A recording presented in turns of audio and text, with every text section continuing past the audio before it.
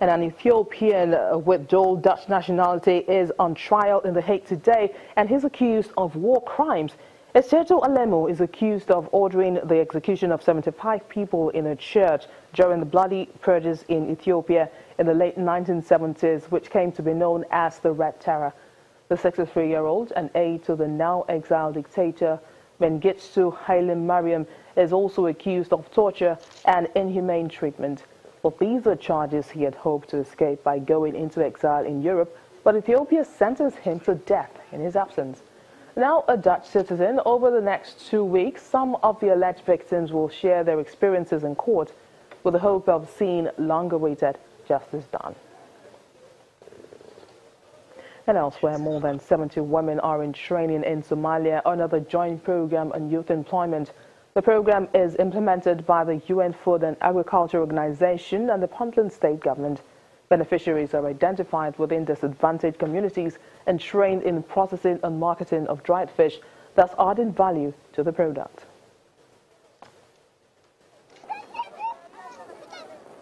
This is Ajorambi, a camp for internally displaced people in Bosaso, the commercial capital of Puntland in northeast Somalia, a port town that has become magnet for migrant workers and refugees from all corners of the Horn of Africa country.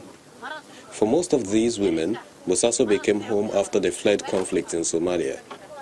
They are part of a group of 70 women training under the Joint Program on Youth Employment Somalia. The program is being implemented by the UN Food and Agriculture Organization, FAO, and the Puntland State Government to help develop the fish sector in Somalia. Under the program, the FAO has distributed equipment that include packaging materials, tables, drying racks, knives, and cotton boards to facilitate the processing of the fish. I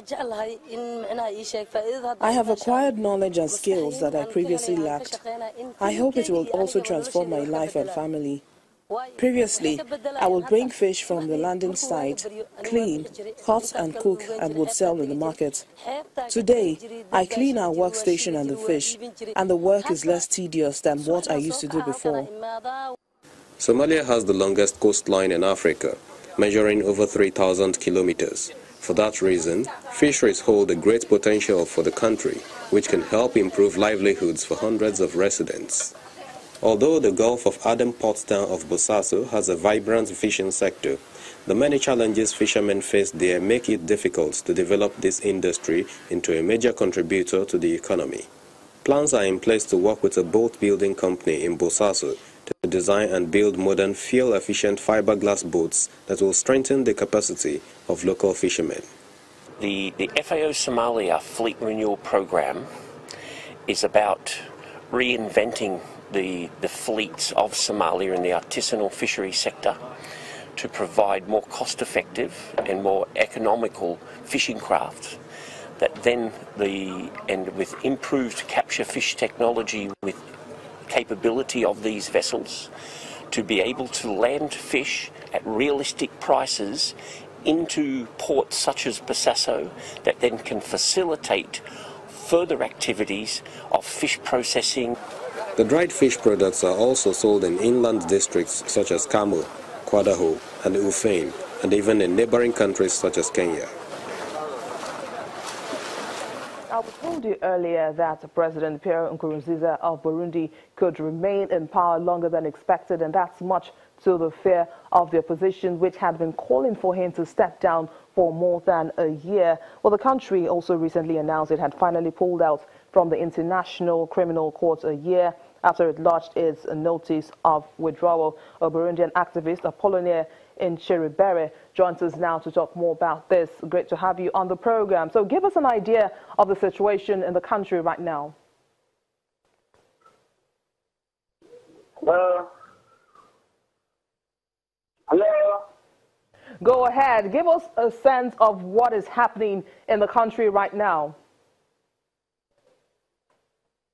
Oh, I don't hear you. Well, it seems to be a bad day with technology here, but we still have more stories on the program. And Francois Compaoré, who's a 63-year-old brother of former Burkina Faso President Blaise Compaoré, has been arrested in France in connection with the 1998 murder of a reporter in his home country. The burnt bodies of Norbert Zongo and 3 others were found in a car near Zongo's home. As the editor of the newspaper L'Indépendant, Zongo had been investigating the murder of Francois Compaoré's driver at the time of his death. Francois fled the country in 2014 when his brother's attempt to extend his 27-year rule was met with a popular uprising. Zongo's widow said hearing that Francois had been arrested was good news, attributing the arrest to God's work. And in South Africa, protesters have been out on major motorways in Cape Town and Johannesburg against the high number of farm murders in the country. Many wore black to show their outrage at the spate of farm killings, especially after the death of a white farmer in Clapton near Stellenbosch. 47-year-old Jobert Kernadi was shot on his farm and died later in hospital. The protest is said to be causing racial divisions after some of the Afrikaner protesters were seen carrying the old apartheid flag. Others say all races have been targets of killings in South Africa. Also, the Burundian activist Apollinaire Nshibere is back with us on the program. Okay, we understand that it's Bongani Zaziba, who is a journalist based in South Africa, who joins us now to talk about what's happening in that country. So tell us more about these protests and why they are taking place at this time. Hello? Hello? Bongani, tell us about these protests and why they are taking place now. Okay, good evening and good listening to the viewers. What I can say is today there have been a protest about farmers, and they are aiming their view about what is happening, killings that has been happening in South Africa. And they are saying they are raising awareness about the killings. Now, why are the farmers the target of the killings? I wouldn't say that the farmers are the target.